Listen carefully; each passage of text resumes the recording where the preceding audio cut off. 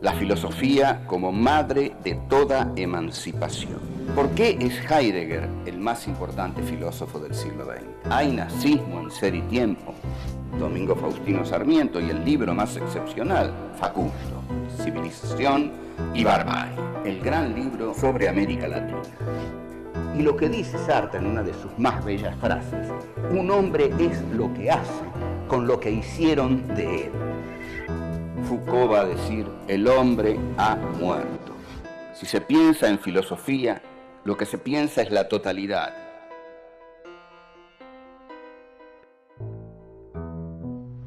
Encuentro 8. La libertad como fundamento del ser. ¿En qué consiste la dialéctica del grupo? ¿Dónde encuentra Sartre al nuevo sujeto de la historia? ¿Qué ocurre cuando un colonizado mata a un colonizador? ¿Por qué Sartre es el filósofo de la libertad?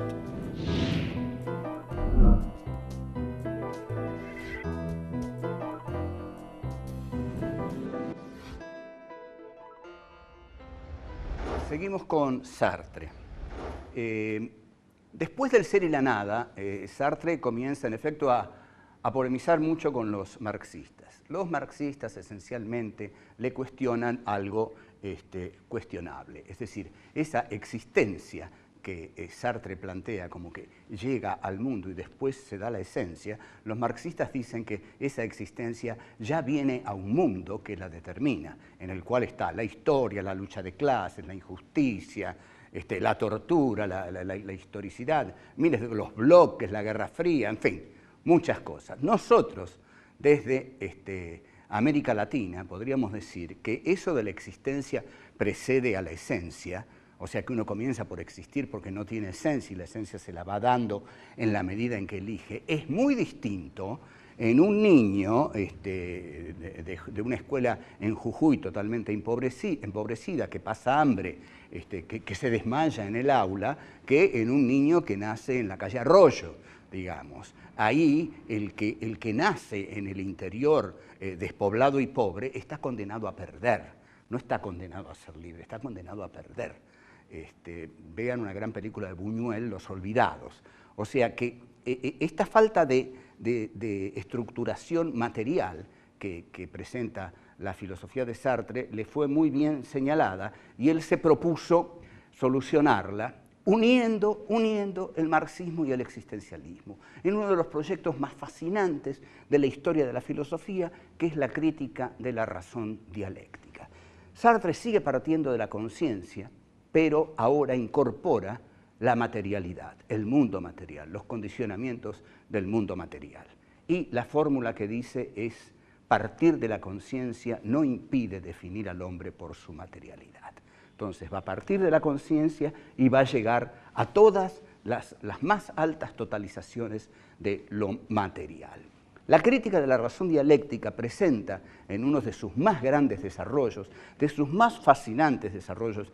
Yo no puedo seguir todo el texto aquí porque es enorme, es un texto, digamos, de 1500 páginas. Yo recuerdo haberlo leído en 1967, leía 18 horas por día y hacía 70 páginas por día. 18 horas para leer 70 páginas. Bueno, es muy difícil el libro. Pero vamos a tomar uno de sus fragmentos, que es el del grupo. La dialéctica del grupo está genialmente analizada por Sartre. ¿Qué es un grupo? Un grupo son una serie de libertades que se unen, ¿no? Una serie de sujetos libres que deciden formar un grupo. Al formar el grupo, lo fundamental es el juramento. El juramento es aquello a lo que todos dicen que van a ser fieles. Juro ser fiel a tal y tal cosa. Es decir, el grupo establece una serie de condiciones que todos juran cumplir. El juramento, dice Sartre, es una coseidad dentro del grupo, porque en ese juramento cada uno pone su libertad. En realidad, acepto no ser libre, delego mi libertad en el juramento, pero al juramentarme formo parte del grupo. Pero sin embargo, dice Sartre, el grupo es imposible, porque el hombre no puede dejar de ser libre. Y voy a tomar un ejemplo de las manos sucias. Por ejemplo, digamos que el grupo le pide a uno de sus integrantes que vaya a matar a Pedro Liniers, digamos. Tiene que matar a Pedro Liniers. Yo qué sé qué es Pedro Liniers. Alguien a quien el grupo necesita que lo liquiden. Le dan la tarea a Juan. Juan, como ha jurado ser fiel al grupo, va a cumplir con la orden. Y de pronto confiesa. A las 2, 3 cuadras, la orden me abandonó. A las 2, 3 cuadras la orden me abandonó y me encontré solo. Ya no tenía la orden. Ya no tenía la orden que hacía de mí un inocente. Tenía que decidir por sí mismo si lo mataba a Pedro Liniers. Cuando yo tenía la orden, era muy fácil, era la orden que me había dado el grupo. Pero como soy libre y estoy condenado a ser libre, la orden se me perdió. Esto es genial, está en un pasaje de Las manos sucias. La orden se me perdió, no supe dónde estaba la orden y entonces me encontré solo con mi libertad. Y ahí ya no supe si matar o no a Pedro Liniers. Y supe también que si lo mataba, la responsabilidad era mía, porque ya no tenía la orden. Entonces, la libertad de cada uno de los miembros va erosionando al grupo, porque el grupo no puede arrebatarle la libertad a nadie, aun cuando introduzca la figura del juramento. La libertad va a negar al juramento en el mismo momento en que a cada uno de los sujetos se le aparezca su libertad. Volvemos.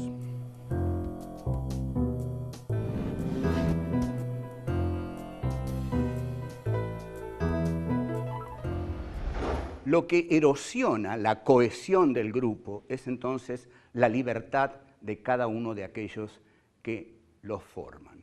Pero la libertad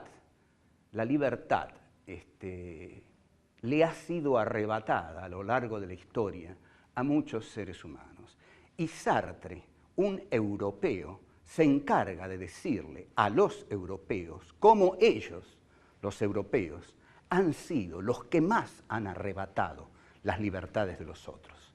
O sea, es el discurso de un europeo contra Europa, para pedirle a Europa que asuma un destino humanitario al lado de los libres. ¿Qué ha hecho Europa? ¿A quiénes les ha quitado la libertad? Esto es lo que Sartre va a tratar en un prólogo célebre, absolutamente célebre, terrible, descarnado, genialmente escrito. Es quizás el texto, no sé, yo creo que es el texto mejor escrito del siglo XX. Con esto le digo lo que pienso. Es el famoso prólogo al libro de Frantz Fanon, Los condenados de la tierra. Frantz Fanon era un argelino que había nacido en Jamaica y que escribe ese libro, Los condenados de la tierra, y que persigue a Sartre para que Sartre le haga un prólogo. Fanon ya estaba enfermo de leucemia y se encuentra con Sartre y le hace una serie de críticas a la crítica de la razón dialéctica, que Fanon tenía toda subrayada, bueno, y Sartre lo toma de buen grado, digamos, y le pide que le escriba el prólogo. El libro de Fanon lo que trata es la resistencia de Argelia al colonialismo francés. La situación es así. Argelia fue conquistada en 1830 por el general Bugeaud, que tiene una estatua en Francia. El general Bugeaud decía, para combatir a la barbarie, es decir, a los guerreros argelinos que se enfrentaban a los soldados franceses, hay que combatirla con una barbarie mayor.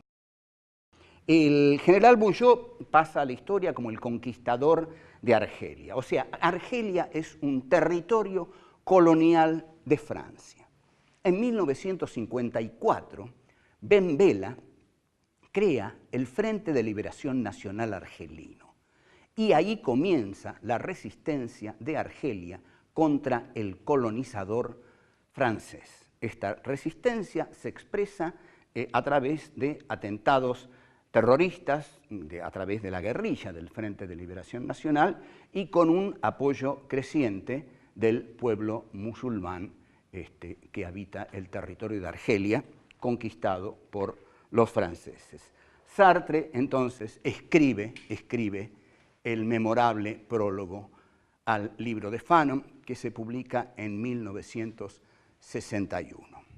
El prólogo comienza diciendo: miren, europeos, qué cosa tan extraña. Estos negros a los que tanto despreciábamos, estos negros que apenas si podían balbucear las palabras de la cultura occidental, que decían Partenon, dice, ¿no? De pronto, cuando conseguían decir Partenón, bien dicho, nosotros decíamos: miren, hablan. Si hasta le enseñamos a hablar en francés a estos negros. Entonces, dice Sartre, se acabó. Ya no somos el sujeto de la historia los europeos, somos el objeto. Estos luchadores colonizados por nosotros, los franceses, son el nuevo sujeto de la historia. Nace aquí la teoría del tercer mundo, que fue una de las teorías revolucionarias de los años 60.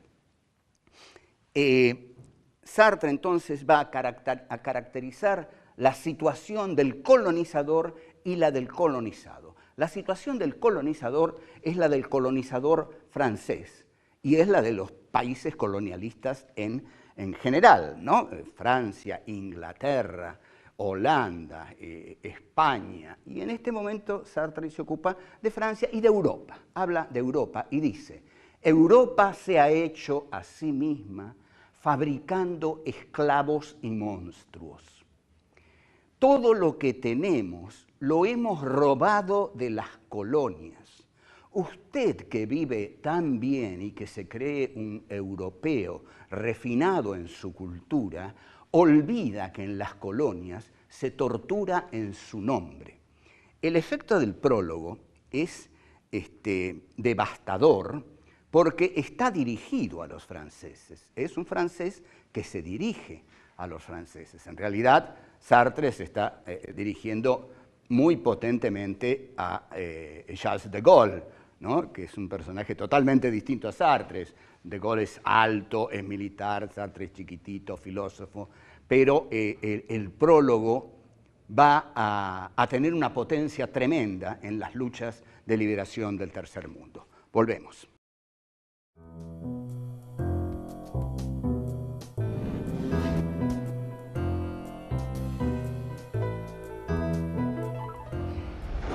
Sartre va a decir que para eso sirvió la razón europea, sirvió para fabricar esclavos y monstruos en las colonias.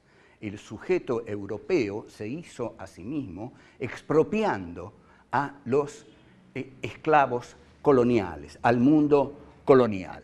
En consecuencia, en Argelia, donde ya comienza la sublevación contra el dominador colonial francés, lo que va a decir Sartre es: nosotros ya no somos más los sujetos de la historia. Los sujetos de la historia son ellos, porque ellos están haciendo la historia. Nosotros le estamos frenando. Y dice una frase que voy a analizar ahora. Dice: lo más que pueden hacer nuestros mercenarios es demorar este proceso, impedirlo jamás. Gran error de Sartre, basado en la esperanza de la Revolución Cubana y de un momento, digamos, que en América Latina comenzaban a darse los movimientos de la guerrilla de izquierda. Los mercenarios pueden hacer mucho más que demorar los procesos de libertad de los colonizados, pueden aniquilarlos. Lo que pasa es que Sartre creía también aquí que la historia tenía un devenir necesario. En esa época se decía mucho la frase: la historia marcha hacia el socialismo.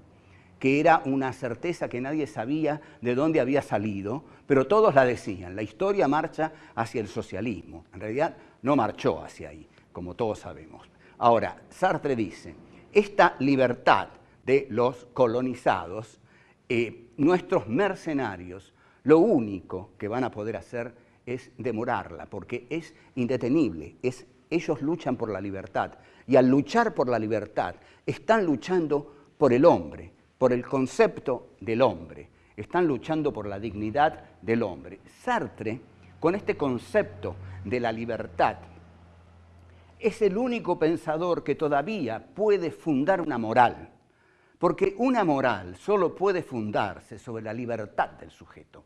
Si no somos libres, no podemos ser éticamente responsables.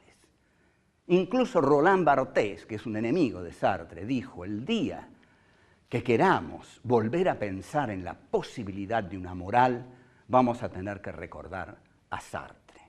Entonces, lo que Sartre dice es, los que están luchando por la libertad del hombre son los colonizados. Los colonizadores lo que están tratando es de aniquilarlos, de mantener el dominio de Europa en Argelia. Ahora, aquí empieza, dice una de sus frases más terribles, porque el tema del libro de Fanon es la violencia, Y Sartre dice, cuando un colonizado recibe su fusil, recibe su humanidad. Cuando un colonizado mata a un colonizador, nace un hombre libre y queda un hombre muerto. El estilo brillante de Sartre le da más potencia a estas frases que enfervorizaron a toda una generación. Acá el texto, el prólogo de Sartre al libro de Fanon fue ardorosamente, masivamente leído, ¿no? Digamos, la libertad nace del fusil. Toda la militancia de los 70, fusiles y machetes por otros 17, etcétera, etcétera. Pero, bueno, este texto, efectivamente, Sartre valida aquí la lucha armada. Lo que ocurre, en verdad, es que la lucha armada es a veces una consecuencia indeseada de los regímenes totalitarios, de los regímenes dictatoriales. Entonces, si Argelia estaba sometida por Francia, Argelia, caramba, estaba sofocada, estaba sometida, su territorio no era libre. Entonces, Sartre se atreve a decir, cuando un colonizado mata a un colonizador, nace un hombre libre, porque lo único que le ha quedado al colonizado es la violencia. Eso es lo que no tiene que pasar. Aquí, por ejemplo, un problema tremendo que tenemos con la muerte del general Aramburu es, ¿por qué? ¿Por qué murió? ¿Por qué lo mataron? Bueno, atención, ese acto ocurrió después de 15 años de proscripción del peronismo, de 15 años de proscripción de las mayorías peronistas y del líder al cual esas mayorías querían. Si las mayorías eran peronistas, si esa era su identidad política, y si el líder al que adherían era Perón, todo lo que hizo el Estado antiperonista desde 1955 hasta el 70 fue ilegal. Fue ilegal, se vivía en estado de ilegalidad. O gobernaban los militares o gobernaban gobiernos radicales digitados por los militares. Eso genera violencia. Lo que no genera violencia es una democracia abierta a la inclusión social. Eso no genera violencia. O en todo caso, ahí la violencia no se justifica en absoluto. Bueno.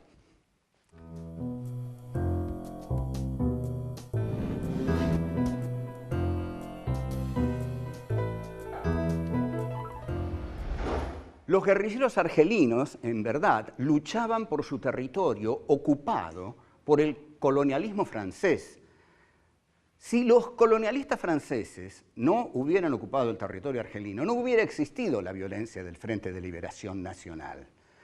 Lo que ocurre es que cuando un territorio o una sociedad es sofocada por una dictadura, Es muy posible que surja la lucha armada como resultado del sofocamiento de las instituciones, de los canales de diálogo que deben existir en una democracia. Esto es lo que pasó con, digamos, la guerrilla en la Argentina y la influencia del texto de Sartre hasta que llega el gobierno democrático de Cámpora. A partir de ahí, en la medida en que ese gobierno es democrático, la violencia no tiene justificación.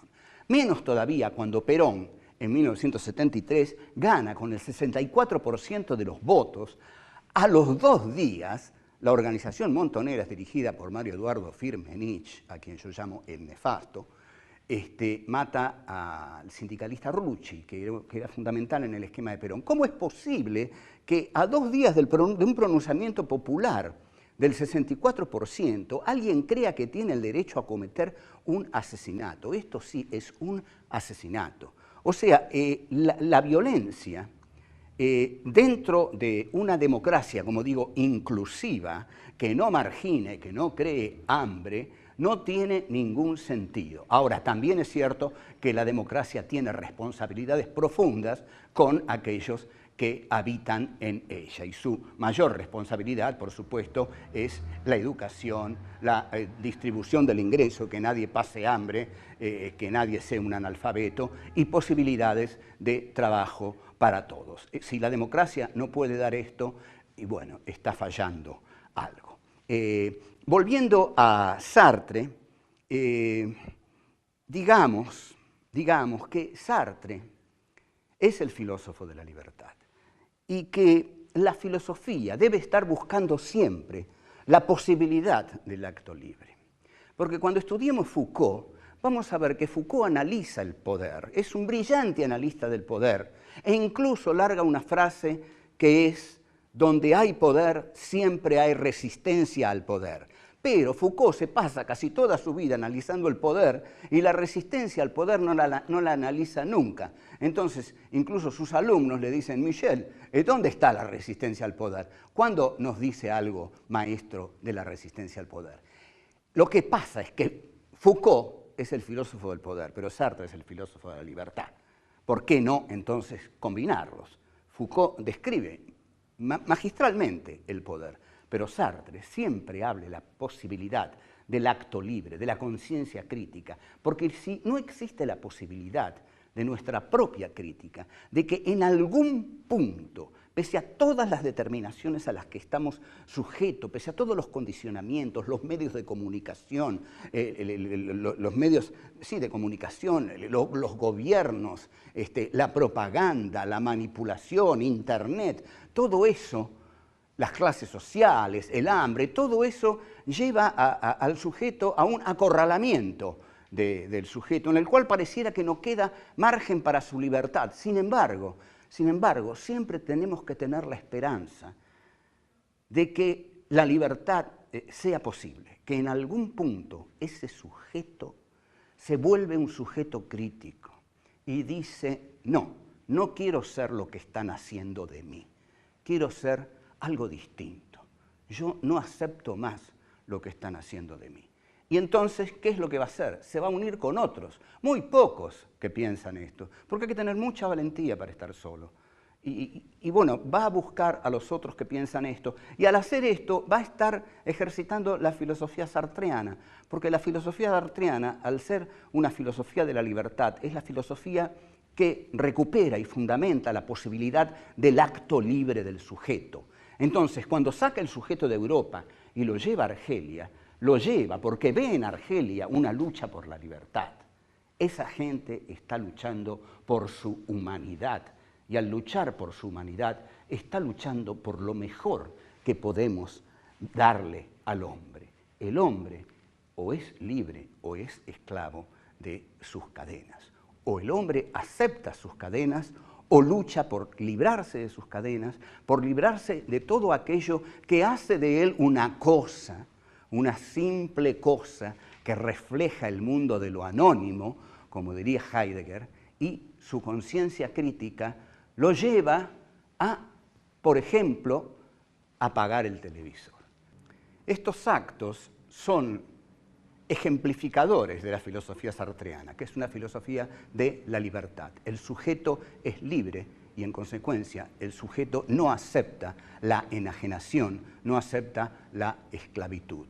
Si hay algo que nos permite reivindicar a Sartre y traerlo hacia hoy, es justamente esta consideración de la praxis liberadora del sujeto libre, de la conciencia crítica frente a lo establecido, de la lucha contra la alienación y de la libertad entendida como libertad del sujeto que se elige a sí mismo y elige también el mundo en el que quiere vivir. Hasta luego.